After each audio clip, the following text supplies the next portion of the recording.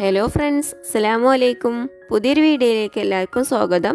ഇന്ന് ഞാൻ വന്നിട്ടുള്ളത് നമ്മളെ വീട്ടിൽ എപ്പോഴും ഉണ്ടാകുന്ന കുറഞ്ഞ ചേരുവകൾ കൊണ്ട് വളരെ പെട്ടെന്ന് ഉണ്ടാക്കിയെടുക്കാൻ പറ്റുന്നൊരു സ്വിസ് റോളിൻ്റെ റെസിപ്പിയുമായിട്ടാണ്. നമ്മളെ കുട്ടികൾക്കൊക്കെ ഭയങ്കര ഇഷ്ടമാണോ എന്നാണ് സ്വിസ് റോള്. ഇത് എളുപ്പത്തിൽ ഉണ്ടാക്കിയെടുക്കാനും പറ്റും. അപ്പോൾ ഇത് ഉണ്ടാക്കുന്നത് എങ്ങനെയാണ് നോക്കുന്ന മുമ്പായിട്ട് നിങ്ങൾ ആദ്യമായിട്ട് എൻ്റെ ചാനൽ കാണുന്നതെങ്കിൽ എൻ്റെ റെസിപ്പി ഇഷ്ടമാണെന്നുണ്ടെങ്കിൽ സബ്സ്ക്രൈബ് ചെയ്തൊന്ന് സപ്പോർട്ട് ചെയ്യണേ.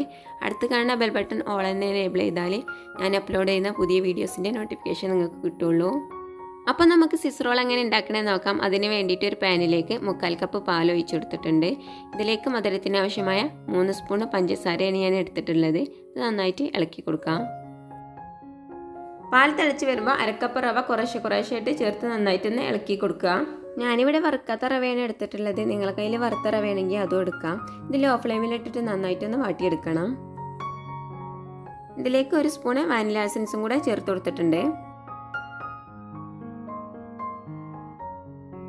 കുറച്ച് സമയം ലോ ഫ്ലെയിമിലിട്ട് ഇളക്കി കൊടുക്കുക. അപ്പോൾ ഇതിൽ പാലൊക്കെ വറ്റി നല്ല മാവായി കിട്ടും. ഇതൊരു പാത്രത്തിലേക്ക് മാറ്റാം.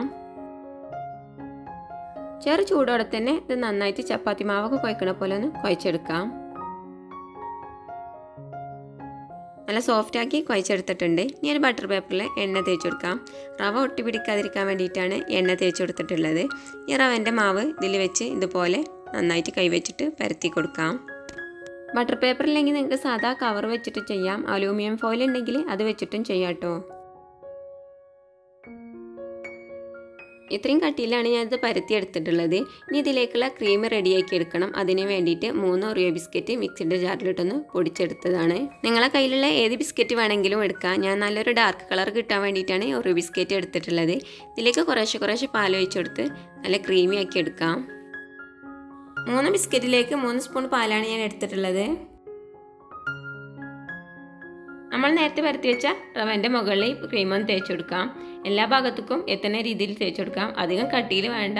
അധികം കട്ടിയിലായി നമ്മൾ റോൾ ചെയ്യുമ്പോൾ പുറത്തേക്ക് തള്ളി വരും. ബിസ്ക്കറ്റിൻ്റെ ക്രീം മുഴുവനായിട്ടും തേച്ച് കൊടുത്തിട്ടുണ്ട്.